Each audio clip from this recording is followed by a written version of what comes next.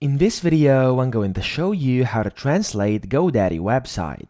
Now, first of all, this is directed towards the GoDaddy website over here, so the dashboard, in case you're not, for example, good at speaking English and you would like this interface to be in a different language, here's how we can do this. However, this will not translate your actual website you have built with your GoDaddy account, okay? So if you want to do this and, for example, make all this a different language, what you can do is right click anywhere inside the empty space and then click on translate to, and then there will be a language. So for me it's English, for you it may be something different. Whatever it is, just click on that, and from here it will say detected language. What you want to do is click on these three dots and click choose another language, and from here it says language to translate into.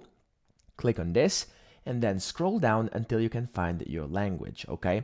So for example, let's say I would like to translate this, for example, into, let's just find one, okay, let's do French.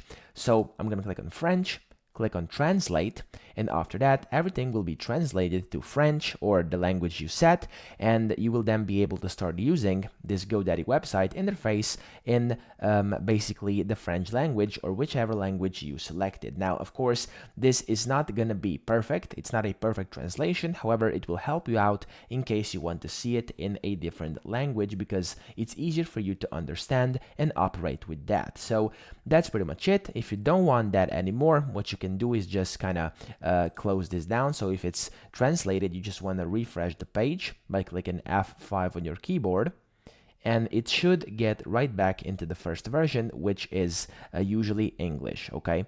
There we go, it's now back in English. So that's pretty much it. I hope this video helped you out. If it did, please subscribe to the channel and help me out as well.